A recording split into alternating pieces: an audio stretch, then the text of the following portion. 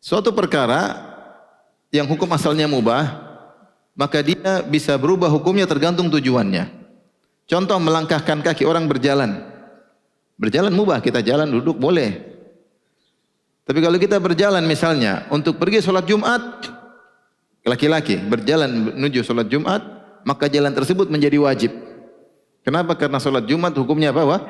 Wajib. Dan kita harus sholat Jumat di masjid. Maka jalan kaki kita menuju masjid hukumnya apa?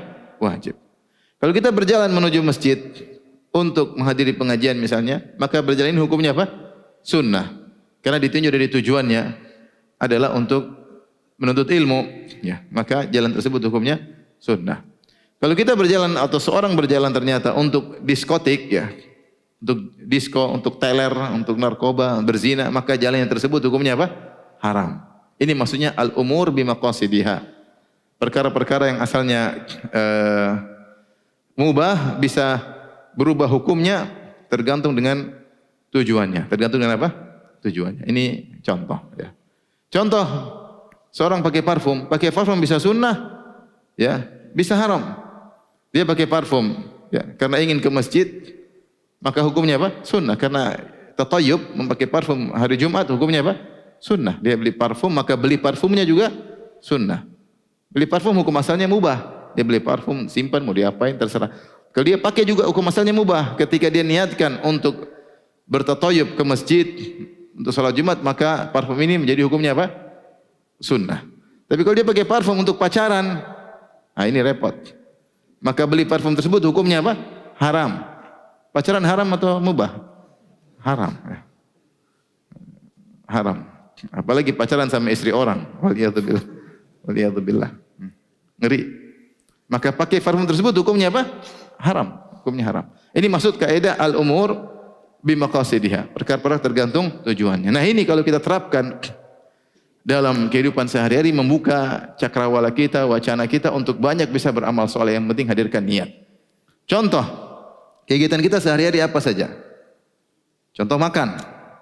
Makan, minum. Itu perkara mubah atau wajib atau sunnah? Mubah hukum asalnya. Tapi kalau kita niatkan saya makan supaya kuat beribadah, supaya kuat cari nafkah buat anak istri, ya, supaya bisa menjaga kesehatan untuk bisa bertakwa kepada Allah, maka makan minum itu bernilai apa? Pahala. Bernilai pahala. Padahal kita makan tiap hari kita makan, ya, iya enggak? Ada yang tidak makan? Tiap hari kita makan, dan makan kita butuh waktu untuk apa? Makan dan minum. Makan maksudnya kegiatan. Apalagi kalau makan di restoran, waduh. Apalagi kalau di Jakarta macet, ya. Ke restoran sana sih belum ngantri macam-macam. Jadi bisa habis waktu untuk makan. Tapi kalau kita niatkan untuk beribadah kepada Allah, tinggal hadirkan niat. Nah ini kadang kita lalai. Kita hanya makan minum begitu saja tanpa menghadirkan niat. Maka kalau kita tidak hadirkan niat, maka dia perkara mubah, tidak ada dosa, tidak ada pahala. Tapi ketika hadirkan niat, saya makan dan minum untuk beribadah kepada Allah supaya kuat, maka dapat pahala. Oleh karenanya agar kita bisa mewujudkan hal ini, kita berusaha menerapkan sunnah-sunnah Nabi ketika makan dan minum. Jadi kita bismillah misalnya, ya, dan seterusnya, ya. Sehingga kita makan dengan bersih misalnya kita menjilat jari kalau ada sisa makanan. Sehingga sunnah-sunnah Nabi hadir dalam makan minum kita, sehingga lebih cenderung untuk menjadikan hati kita berniat karena Allah Subhanahu wa ta'ala. Terima kasih. Jazakumullah khairan wa barakallahu fikum. Video ini dibuat atas partisipasi dari donasi Anda. Semoga menjadi amal jariah bagi Anda semuanya.